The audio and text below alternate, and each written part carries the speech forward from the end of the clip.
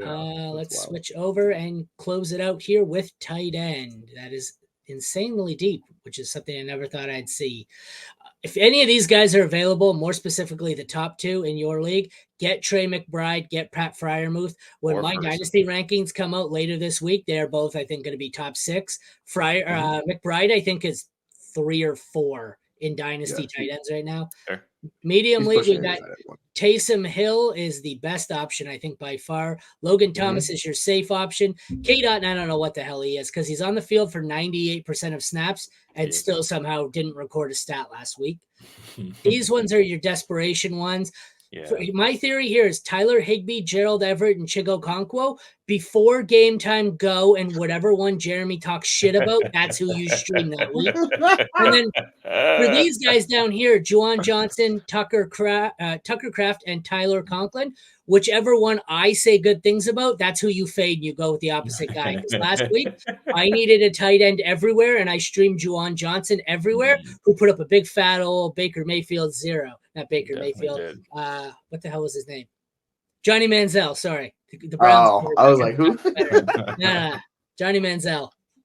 Browns quarterbacks, they're all the same. What the hell difference is Yeah, they're all bad. They're all bad. So I will say Taysom Hill is going against Carolina, and they're giving up 1.7 rushing touchdowns per game, a.k.a. Taysom Hill is getting in the end zone, folks. So if he's available. This earlier, didn't you? Yeah, I saw someone's tweet, and I was like, perfect, we're going to talk about Taysom Hill. Yeah, so, like, his usage is absurd.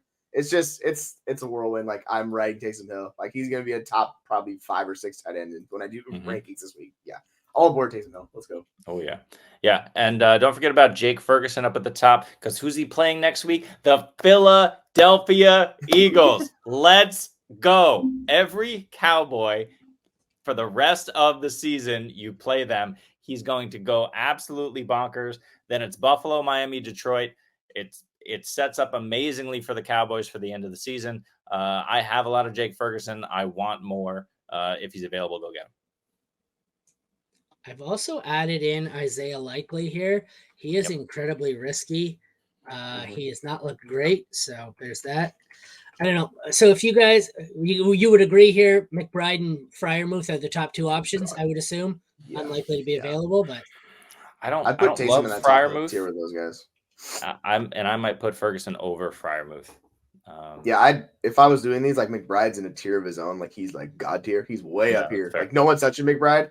And then it's like Fryermuth and Taysom Hill and like those guys and Ferguson's all kind of together. Yeah, that's fair. Trevor Lawrence, right high ankle sprain. Everything is stable. So does that mean he's playing this week or not? Doug Peterson didn't say. The team will see where he is in a couple of days. Yeah, he'll probably be back like week 16 or something. Like, it's probably gonna be a few weeks. Means I have no quarterback going into the playoffs. Is what it means. Yeah, like, it's gonna be great. It's gonna be a lot of fun. Yeah. Oh God.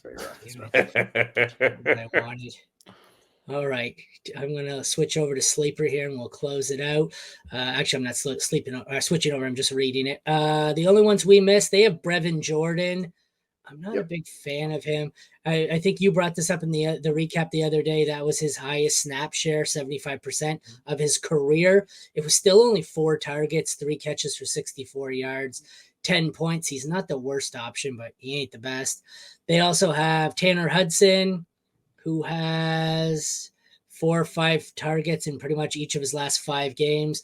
If you need a desperation tight end who's going to get you 10 points, he's an option. He has no ceiling whatsoever. And Dallas Goedert, he didn't make my list because he's at 84%. But if he's on your waiver wire, who knows? This is like 3 weeks in a row where I thought he was going to be back, and he hasn't been back. Or 2 weeks in a row anyways. They have Dallas this week, Seattle, Giants, and Cardinals. He's not a bad option, despite the fact that I'm never a big fan of him. He's probably just low-end tight end 1, but he has some potential. Any other thoughts before we close her out here, guys? I mean, you can make a case for Brevin Jordan if you really wanted to. It's just the offense is so good. It's like he's going against the Jets, though, so it's like, man, I would not be too excited to start this week. Yeah, I mean, and with Hudson, he's always open somehow. I mean, obviously, Burrow has the higher upside, when Burrow's there and he's not there, so it's a risk. But just one bit of news before we go, and a question in the chat. Yeah. The news is the Jets have cut Tim Boyle. Well, you lose your job to Trevor Simeon, Wilson? you should probably be Yeah. cut. Yeah. And yeah, like this is the most obvious drop situation. AJ Dillon, yes, like get For him either. off your roster. I Yeah, prefer for either. Hubbard, but for Hubbard. either. Oh yeah. No. Hubbard. Hubbard. 100%. Hubbard and like whoever is basically available. Like if they're both available, yeah, Hubbard and then Zeke. I'm fine with either one. Zeke's probably gonna see more usage, but like I really don't care between the two. They'll be I fine. feel like Zeke is AJ Dillon. I don't want either. You know why Give me Hudson's Hubbard. always open too? They have Boyd, Higgins, Chase, and Mixon on the field. Defense is like, fuck it, we can't cover everyone. Dude, Yep, there's damn not right. a more There's nobody left frustrating to asset cover than him. Tyler Boyd. I can't stand Tyler Boyd. He's the most frustrating asset. You try He to is. play him, you know you're getting 5 points. He just chills Yep, on your I bench. agree. He's a roster agree. clogger, man. I can't stand Tyler Shame. Boyd. All right, everyone. Well, thank you for tuning in. We will be back Thursday at noon for AFC preview, I think. Yes, Patriots, Steelers. Good God. Good God. You may want to skip the first 5 minutes of that one where we preview that game. Hell, I might skip the first 5 minutes of that one. Can we just have 5 minutes of silence to start the show and then we'll move on to the next game? Guys, I'm busy Thursday. I'm busy. Yeah. I can't make it.